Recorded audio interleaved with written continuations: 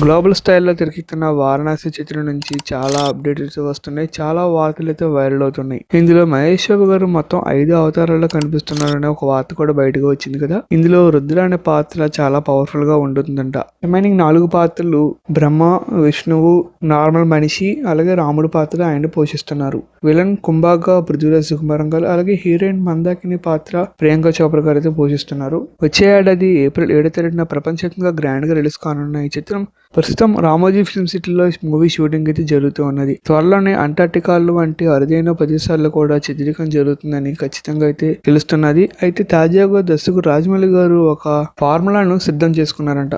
సాధారణంగా పెద్ద చిత్రాలు అన్నీ కూడా ఐమాక్స్ ఫార్మాట్లో విడుదల చేయడం చూస్తూ ఉంటాం.